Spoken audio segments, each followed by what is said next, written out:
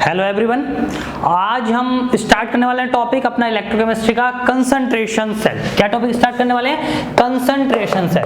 Concentration cell अगर मैं IIT JAM और गेट के पर्पस से बात करूं तो ये टॉपिक बेहद इंपॉर्टेंट है, बहुत इंपॉर्टेंट टॉपिक है कंसंट्रेशन सेल। अब इसके अंदर किस टाइप के क्वेश्चन आते हैं, क्या ये होता है, कैसे कैसे हम अप्रोच करते हैं, क्या वो पूछ सकता है, क्या वो पूछेगा, वो सब बातें हम एक एक करके डिस्कस करने वाले हैं। पहले जान लेते हैं कि कंसंट्रेशन सेल क्या होता है। भैया कंसंट्रेशन सेल वो सेल होते हैं जिनमें standard electrode potential of cell E naught cell किसके इक्वल होता है?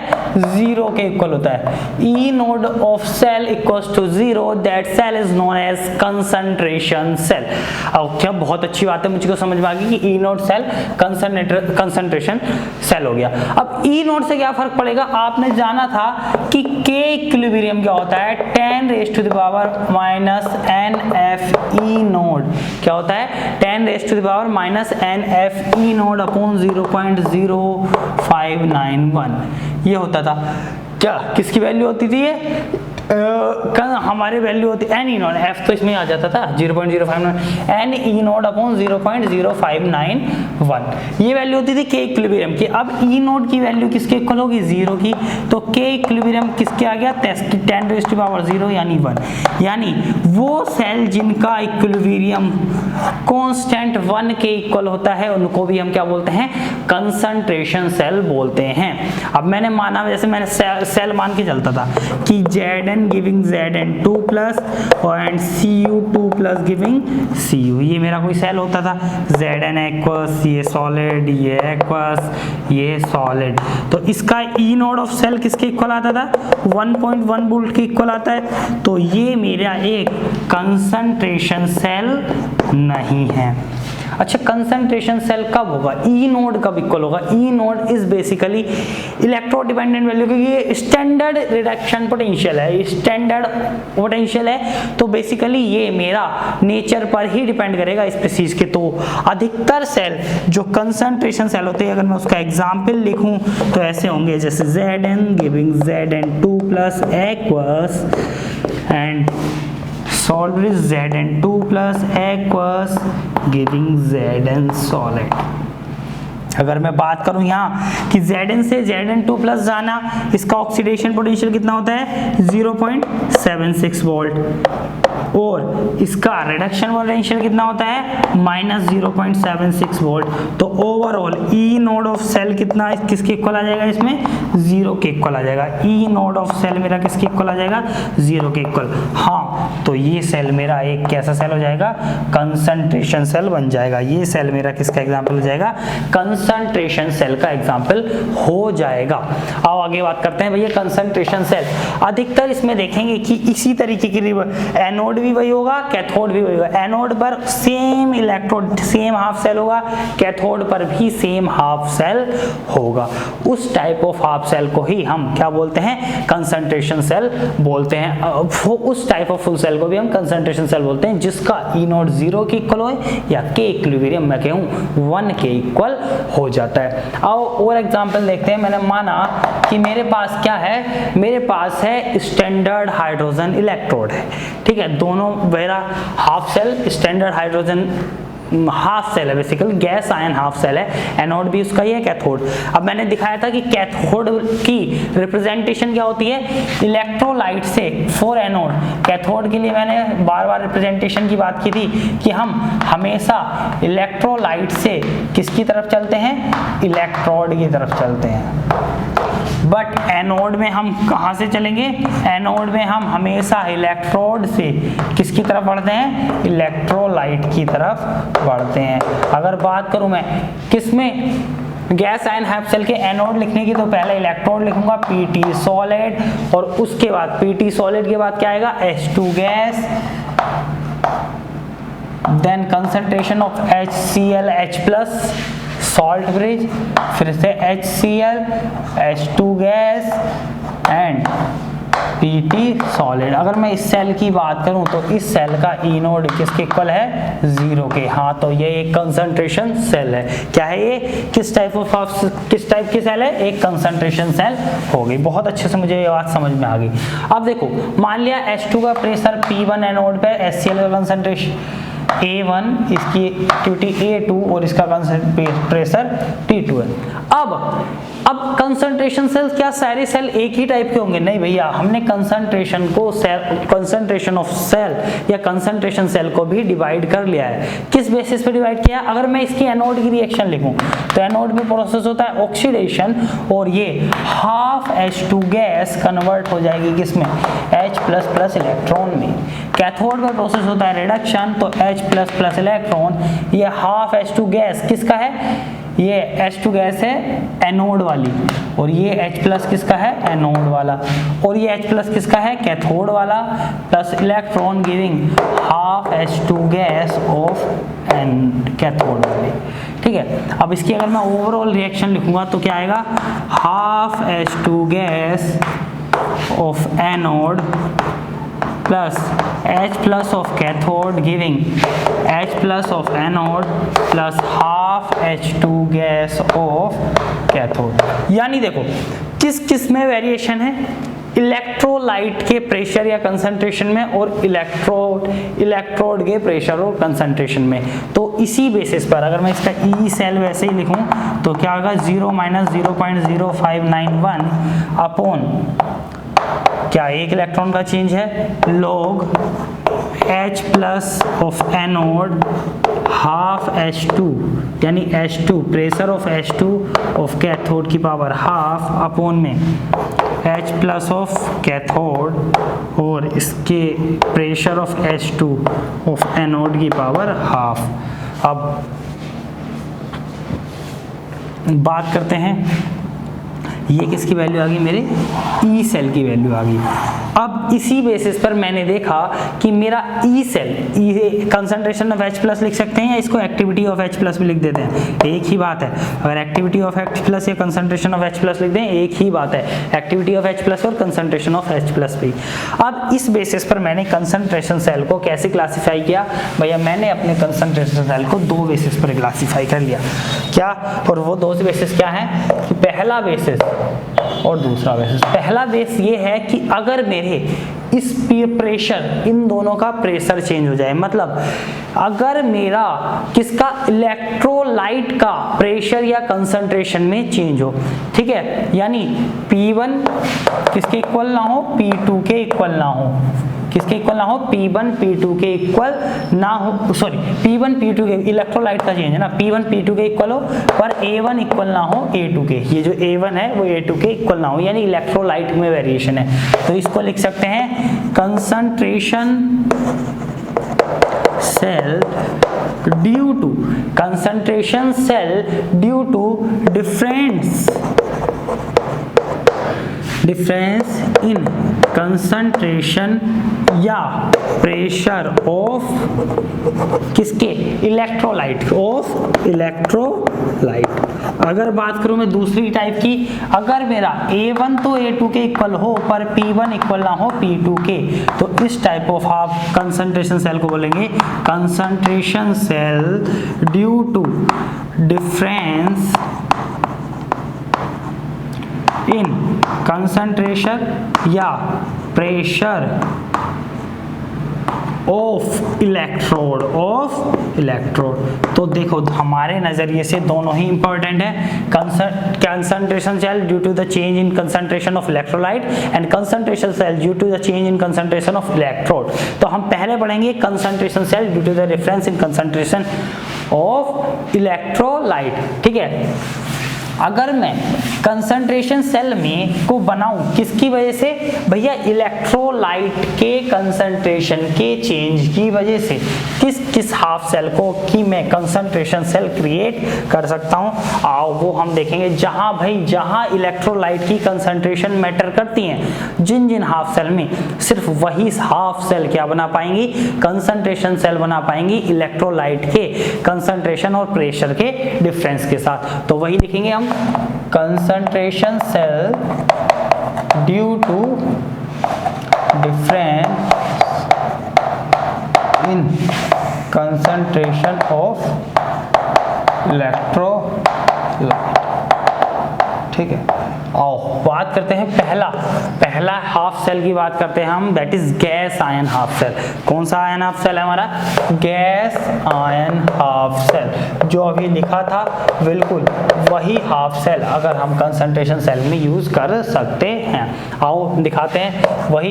एनोड लिखो, एनोड में इलेक्ट्रोड से electrolyte Pt solid, H2 gas, HCl H plus salt bridge. अब कैथोड लिख रहे हैं तो इलेक्ट्रोलाइट से इलेक्ट्रोड की तरफ चलेंगे, H2 gas and Pt solid.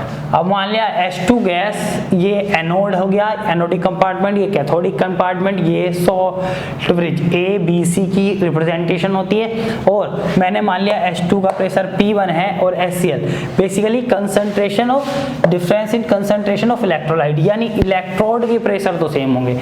अगर मैंने इसका P1 माना, इसका A1 माना, इसका A2 माना और इसका P2 माना तो क्या है? P1 तो P2 के इक्वल है पर A1 किसके इक्वल नहीं है? A2 के इक्वल नहीं है। तो इसको तो मैं PP ही मान सकता हूँ, दोनों को क्या मान सकता हूँ? P1 P2 को P ही मान सकता हूँ। अब A1 A2 की बात करते हैं। जैसे मान लिया A1 और A2 के चेंज होने से क्या फर्क पड़ रहा है। आओ इसकी वही सेल रिएक्शंस लिखते हैं। एनोड पर क्या होगा? एनोड पर ऑक्सीडेशन होगा, यानी half H2 gas giving H++ electron. Cathode पे वही होगा मेरा क्या? H++ electron giving half H2 gas. देखो ये कैथोड का, ये कैथोड का, ये एनोड का और ये एनोड का, तो क्या आ गया? Half H2 gas of anode,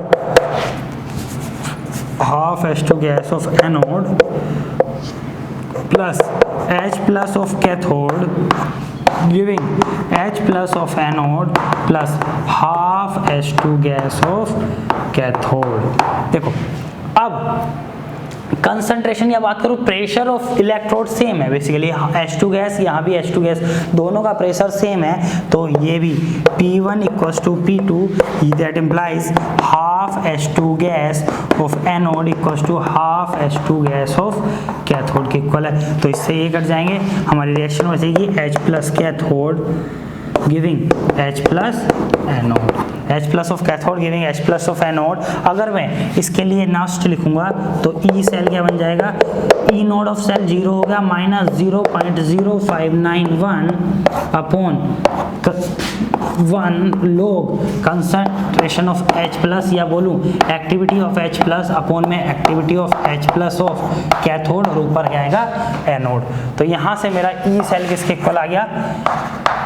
E cell equal आ गया -0.0591 अपॉन में 1 log activity of H+ of anode, activity of H+ of anode is A1 log A1 upon में activity of H+ of cathode that is log A2।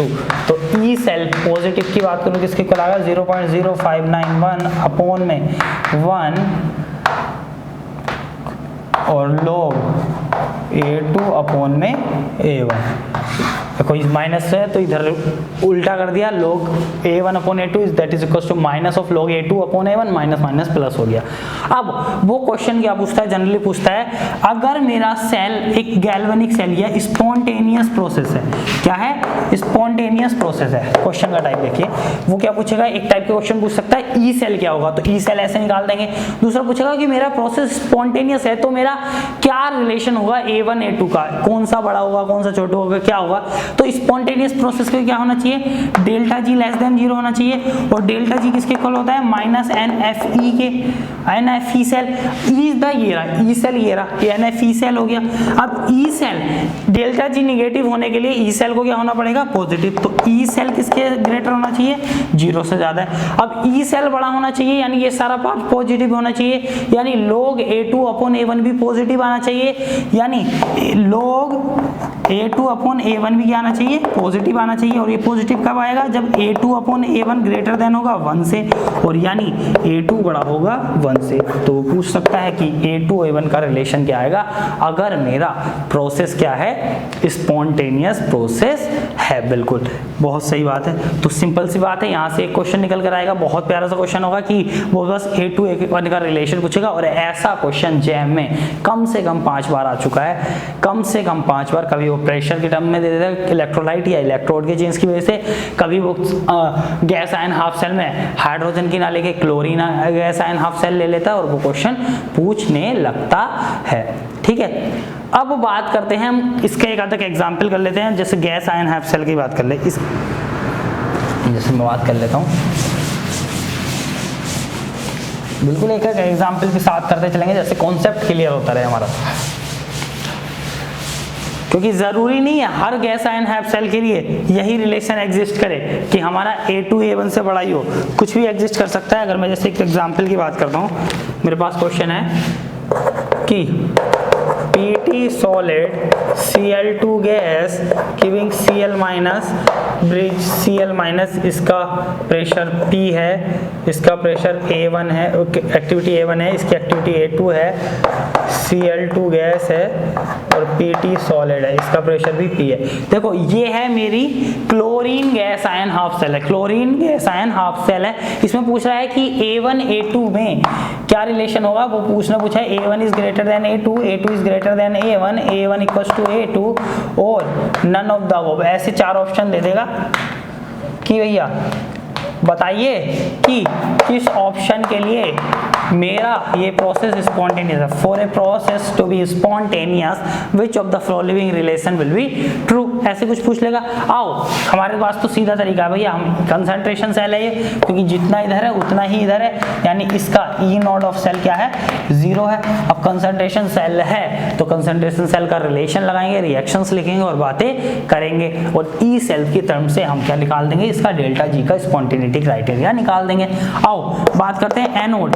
Anode पर process कौन सा होता है मेरा, ऑक्सीडेशन, और ऑक्सीडेशन यहाँ होगा, यहाँ ऑक्सीडेशन कैसे होगा, Cl माइनस प्लस क्या, Cl माइनस क्या करेगा, गिव करेगा हाफ Cl2 प्लस एक इलेक्ट्रॉन। देखो यहाँ देखो Cl माइनस बाद में था, फिर भी पहले लिखा क्योंकि भैया मेरे पास प्रोसेस तो मेरा कौन सा होना है, यहाँ पर कौन सा होना है, ऑक्सीडेशन। कैथोड की बात करूँ तो कैथोड पे होगा हाफ Cl2, देखो ये एक्वास, ये gas to gas giving Cl minus plus electron giving Cl minus aqueous. देखो ये Cl माइनस जो है ये एनोड वाला है, ये Cl2 भी एनोड वाला है, ये कैथोड वाला है, ये एनोड वाला है। बिल्कुल ये रिवर्स हो जाता है, gas hydrogen ion half cell, hydrogen gas ion half cell का रिवर्स होता है, उसमें H0 से यानी ऐसे जाती थी ना, उसकी एनोड की रिएक्शन क्या होती थी, half H2 gas giving H plus electron, और देखो इसमें क्या आ रही है, Cl minus giving half Cl2 plus electron. तो देखो इधर जो गैस वाला पार्ट होता था, प्रेशर वाला एनोड में राइट हैंड साइड आता था, इसमें लेफ्ट हैंड साइड भैया, क्योंकि यहाँ -1 से 0 में जा रहा है, वहाँ 0 से +1 में जा रहा था। ये बात ध्यान रखेंगे, दोनों की रिएक्शन लिखने में बहुत कंफ्यूजन होता है। बात करेंगे, ये प्रेशर तो सेम है, इसका प्रेशर P, इसका प्रेशर भी P, ये तो ये कट गया। Cl minus aqueous of anode giving Cl minus aqueous of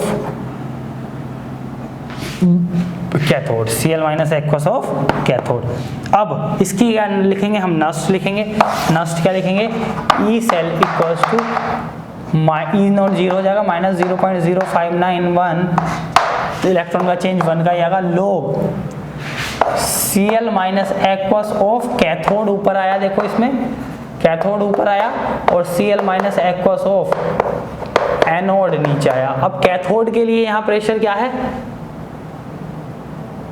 A2, तो ई सेल किसके इक्वल हो गया -0.0591 upon 1 log A2 upon A1, और अब अगर इसे पॉजिटिव टर्म में लिखूं तो 0.0591 log A1 अपॉन A2। यानी देखो अब इसके लिए डेल्टा G लेस देन 0 के लिए, ई सेल ग्रेटर देन 0 के लिए क्या होना चाहिए, A1 upon A2 greater than 1 होना चाहिए, यानी A1 किससे बड़ा होना चाहिए, A2 से। वही रिलेशन टू है, A1 किससे बड़ा होना चाहिए, A2 से, यानी फर्स्ट ऑप्शन करेक्ट आंसर था, A1 A2 से बड़ा होना चाहिए। जबकि gas ion half cell standard hydrogen electrode के लिए ही same type of half cell में A2 ग्रेटर देन A1 आया था। भाई सेल का टाइप चेंज होने से रिलेशन बदल गया है, तो बात का ध्यान रखेंगे, रिएक्शन लिखेंगे, पूरा प्रोसीजर करेंगे। जल्दी जल्दी करेंगे तो बिल्कुल समय नहीं लगेगा, बिल्कुल भी समय नहीं लगेगा। वो ई सेल भी कैलकुलेट करा सकता है अगर गेट की बात करेगा तो, और नेट की बात करेगा तो रिलेशन पूछेगा। नेट में भी बहुत इंपॉर्टेंट टाइप के क्वेश्चन आते हैं। आओ बात करते हैं दूसरे टाइप ऑफ हाफ सेल की, और जिसका नाम है metal metal ion half cell. कौन सा है, metal metal ion half cell.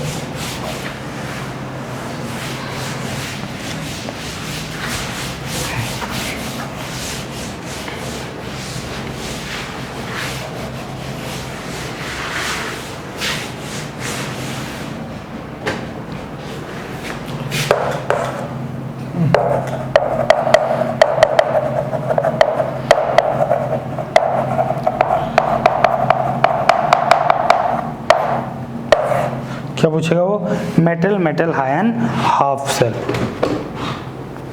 Same maximum type तो इसमें स्पॉन्टेनिटी क्राइटेरिया ही है या ई सेल कैलकुलेशन है। सिंपल सी बात है, वही चीजें देखनी है, बार बार रिपीट होनी है। Metal metal ion half cell वही मान ली मैंने, Zn से Zn2 plus aqueous bridge, Zn2 plus aqueous से Zn सॉलिड। ठीक है, ये मेरी एक रिएक्शन क्या होगी जिसका ई नोड ऑफ सेल किसके इक्वल है, भाई 0 के इक्वल है। ई नोड ऑफ सेल 0 के इक्वल है, यानी ये कंसंट्रेशन सेल है। हाँ बिल्कुल, मुझे बात समझ में आ गई, ये मेरी कंसंट्रेशन सेल है। और इसकी एनोड की रिएक्शन लिख लेते हैं। एनोड की रिएक्शन क्या है, एनोड पे ऑक्सीडेशन होगा, Zn जाएगा Zn2 plus aqueous plus 2 electron में, और कैथोड किस में जाएगा, Zn2 plus aqueous plus 2 electron giving Zn solid में। अब देखो ये किसका है, एनोड वाला, ये कैथोड वाला। अब डिफरेंस किस पर है, इलेक्ट्रोलाइट की कंसंट्रेशन में, यानी जो मेरा ये Zn सॉलिड है, इनके लिए तो इलेक्ट्रोड की कंसंट्रेशन तो यहाँ चेंज ही नहीं हो सकती, और वैसे भी हमने फिक्स्ड रखी हुई है। देखो एक तो यहाँ दो केस हैं, एक तो हमने इलेक्ट्रोड की कंसंट्रेशन को कांस्टेंट माना है, और लेकिन यहाँ तो ऑलरेडी कांस्टेंट है क्योंकि यहाँ प्योर सॉलिड है। प्योर सॉलिड की कंसंट्रेशन या एक्टिविटी तो 1 होती है, तो यहाँ तो चेंज हो भी नहीं सकती, हम चाहेंगे तो भी नहीं होगी, और ये केस हम देखेंगे बाद में। अब बात करते हैं यहाँ इसकी कंसंट्रेशन A1 मान लेते हैं एक्टिविटी, इसकी A2 एक्टिविटी मान लेते हैं। एक्टिविटी या कंसंट्रेशन, एक्टिविटी मैंने पढ़ा चुका था, मैंने कंडक्टेंस में बहुत अच्छे से एक्टिविटी को पढ़ाया है। अब बात करते हैं Zn2 plus aqueous plus 2 electron giving Zn solid.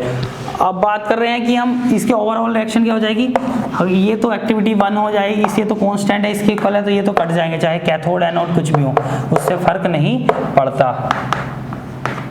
अब ये बात करेंगे Zn2 प्लस एक्वस, और ये किसका वाला है, कैथोड वाला है, और ये गिविंग Zn2 प्लस एक्वस, और ये किसका वाला है, एनोड वाला है। ये कैथोड वाला आ गया, ये एनोड वाला आ गया। अब इसकी नस्ट लिखेंगे, नस्ट वही होगी, E cell equals to 0 minus E naught of cell 0 हो गया 0.0591 अपॉन, यहाँ इलेक्ट्रॉन का गन चेंज 2 है, log Zn2 plus aqueous of anode upon में Zn2 plus aqueous of cathode, anode upon cathode. अब यहाँ से ई सेल किसके इक्वल आ गया, माइनस 0.0591 अपॉन 2 log एनोड वाले की A1 है, कैथोड वाले की A2 है। अब इसको पॉजिटिव में लिखेंगे तो ई सेल किसके इक्वल आ जाएगा, 0.0591 अपॉन में 2 log A2 अपॉन A1 में। स्पॉन्टेनियस होने के लिए, डेल्टा G लेस देन होने के लिए ई सेल ग्रेटर देन 0 होना चाहिए, A2 upon A1 greater than 1 होना चाहिए, यानी A2 A1 से बड़ा होना चाहिए। रिलेशन क्या आ गया यहाँ, A2 is greater than A1। यहाँ से रिलेशन क्या आ गया कि भैया मेरा A2 A1 से बड़ा होगा तभी मेरा ई सेल पॉजिटिव होगा, और जिसकी वजह से मेरा क्या क्या स्पॉन्टेनियस होगा, रिएक्शन क्या होगी मेरी, स्पॉन्टेनियस होगी। आओ इसका एक एग्जाम्पल क्वेश्चन देख लेते हैं, बहुत अच्छा सा क्वेश्चन है हमारे पास। क्वेश्चन है Ag solid giving AgNO3 aqueous, तो इसका कंसंट्रेशन है 0.01 मोलर, ये A1 हो गया। Ag2S giving Ag solid that is a saturated solution, ये क्या है, एक सैचुरेटेड सॉल्यूशन है, और जिसका मुझे क्या गिवन है, KSP सॉल्युबिलिटी प्रोडक्ट गिवन है, जिसका नाम है 4 × 10⁻⁻6 है, और उसने मुझे E नोड ऑफ दिया है Ag प्लस से Ag का that is equal to 0.80 volt के इक्वल दिया है। किसके इक्वल दिया है, Ag 0.80 वोल्ट के इक्वल दिया। देखो ये एक किस कंसंट्रेशन सेल है, क्योंकि Ag से Ag प्लस गए और यहाँ Ag प्लस से किस में गए, Ag में गए, तो that is E naught of cell, तो इसका क्या होने वाला है भैया, 0 होने वाला है। अगर मैं सॉल्यूशन की बात करूँ, चाहे उसने मुझे कुछ भी दिया हो, मुझे फर्क नहीं पड़ता, वो मुझे कंफ्यूज करने के लिए दे रहा है। देखो type of half cell metal metal ion half cell, Ag से Ag प्लस और Ag प्लस से Ag, metal metal ion half cell, E cell तो हो गया 0। इस वाले Ag प्लस की कंसंट्रेशन भी बताया, इस वाले Ag प्लस की कंसंट्रेशन सॉल्युबिलिटी प्रोडक्ट से आएगी, वो कैसे आएगी देखते हैं। Ag2S टूटेगा 2Ag plus plus S2 minus में सल्फेट सल्फाइड, ठीक है, 2Ag प्लस। अब इसकी कितनी है, ये किस में टूटता है, अगर ये कैसे टूटेगा, क्या ये 0 और ये 2S और ये S, तो इसका KSP किसके इक्वल आ जाएगा, 2S का स्क्वायर इंटू S, यानी 4S क्यूब के इक्वल क्या आ जाएगा, 4 × 10⁻⁻, किस क्या 4 × 10⁻⁻6, और यहाँ से S क्यूब की वैल्यू क्या आ जाएगी, 10⁻⁻6, और जिससे S की वैल्यू क्या आ जाएगी, 10⁻⁻2, और S की पावर 10⁻⁻2 होगी, तो Ag प्लस की कंसंट्रेशन क्या है, क्या है Ag प्लस की कंसंट्रेशन, या 2S Ag प्लस की कंसंट्रेशन क्या है, 2S है।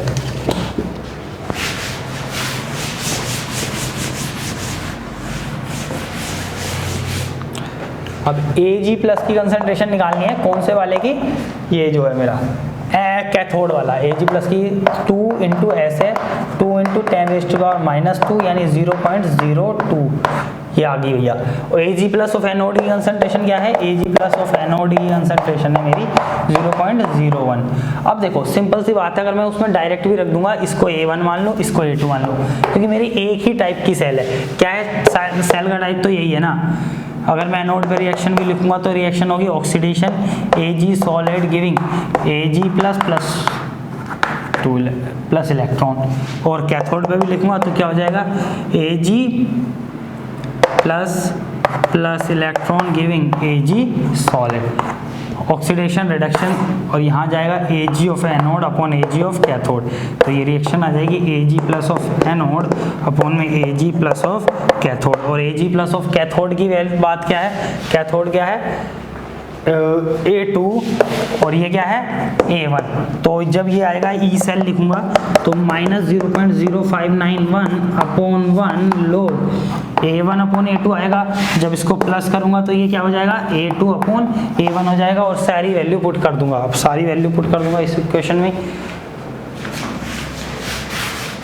पुट कर दो तो E सेल किसके इक्वल आ जाएगा, 0.0591 अपॉन 1। अब 1 हो गया ना, ये इसके आगे कंटिन्यू करेंगे, 1 हो गया लोग A2 की वैल्यू कितनी है, A2 की वैल्यू है, A2 इस वाले का कंसंट्रेशन नहीं, यानी 0.02 अपॉन में 0.01, ये 2 टाइम्स कट गया, log 2 कितना होता है हमारा, E cell equals to 0.0591 into log 2 होता है 0.3010, और ये वैल्यू आ जाएगी हमारी जो भी आएगी, ठीक है, इसको लिख लेंगे, जो भी आ जाएगी 0.0177 वोल्ट जो भी आ जाएगा हमारा। और इससे वो डेल्टा जी भी पूछ ले तो -NFE लगा के डेल्टा जी भी निकाल देंगे। बहुत अच्छा क्वेश्चन है। अब यही metal metal ion half cell हो गया। अब हम third type of half cell की बात करेंगे, और जिसका नाम है, third type of half cell है हमारी metal insoluble salt anion half cell के बेसिस पर, metal insoluble salt anion half cell.